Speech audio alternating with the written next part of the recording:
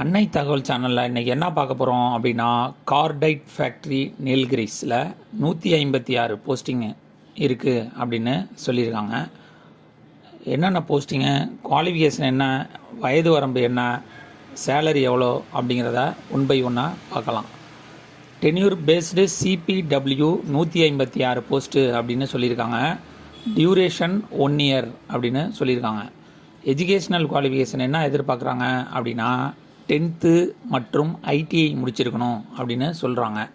NAC அல்லது NTC issued by NCVT in AOCP trade முடித்தவங்க இதுக்கு விண்ணப்பிக்கலாம் அப்படின்னு சொல்லியிருக்காங்க. ஐடிஐ கவர்மெண்ட் அல்லது ப்ரைவேட் செக்டாரில் முடித்தவங்களும் இதுக்கு விண்ணப்பிக்கலாம் அப்படின்னு சொல்லியிருக்காங்க. அது கவர்மெண்ட் அப்ரூவ்டு வாங்கின ப்ரைவேட் இன்ஸ்டியூட்டாக இருக்கணும் அப்படின்னும் சொல்கிறாங்க. என்ன எதிர்பார்க்குறாங்க அப்படின்னா, ஆயுத தொழிற்சாலைகள் பயிற்சி அல்லது இராணுவ வெடிமருந்துகள் மற்றும் வெடிமருந்துகளை தயாரிப்பதில் கையாள்வதில் அனுபவம் இருக்கிறவங்களுக்கு முன்னுரிமை தரோம் அப்படின்னு சொல்லியிருக்காங்க. வயது வரம்பு 31/5/2024 அன்னைக்கு 18லேருந்து 35 வயசு இருக்கிறவங்க வரலும் இதுக்கு விண்ணப்பிக்கலாம் அப்படின்னு சொல்லியிருக்காங்க. ஏஜ் ரிலாக்ஸேஷன் யார் யாருக்கு கொடுத்துருக்காங்க அப்படின்னா, எஸ்சி/எஸ்டி கேண்டிடேட்டுக்கு 5 இயர்ஸ் ஏஜ் ரிலாக்ஸேஷன் கொடுத்துருக்காங்க. ஓபிசி கேண்டிடேட்டுக்கு 3 இயர்ஸ் ஏஜ் ரிலாக்ஸேஷன் கொடுத்துருக்காங்க.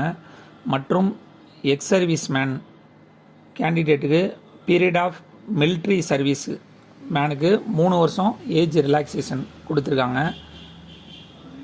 அதே மாதிரி age relaxation as admissible will be given to OBC non creamy layer SC ST மற்றும் எக்ஸ் சர்வீஸ் மேனுக்கு கேண்டிடேட்டுக்கும் உண்டு அப்படின்னு சொல்லியிருக்காங்க. சேலரி எவ்வளோ கொடுக்குறாங்க அப்படின்னா, 19,900 ப்ளஸ் டிஏ கொடுக்குறோம் அப்படின்னு சொல்லியிருக்காங்க. இதில் செலெக்ஷன் ப்ராசஸ் எப்படி நடக்குது அப்படின்னா, மார்க் ஸ்கோர்டு இன் என்சிவிடி, அதாவது ஐடிஐயில் நீங்கள் வாங்கின மார்க்கை வச்சு எடுக்கிறேன் அப்படின்னு சொல்லியிருக்காங்க. மற்றும் ப்ராக்டிக்கல் டெஸ்ட்டு நடக்கும் அப்படின்னு சொல்கிறாங்க. இதுக்கு எப்படி விண்ணப்பிக்குது அப்படின்னா, டிஸ்கிரிப்ஷனில் அப்ளிகேஷன் ஃபார்ம் கொடுத்துருக்கேன்.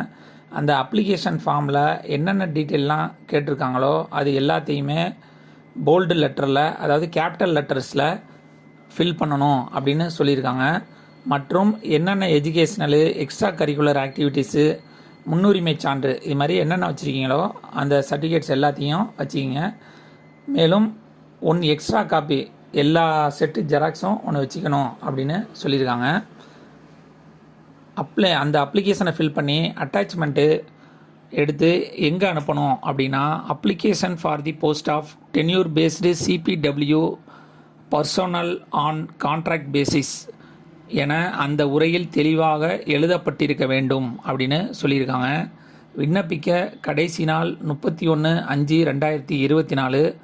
Address the general manager, cordite factory, Aruvankadu, the Nilgiri district, Tamil Nadu. Pincode 643202.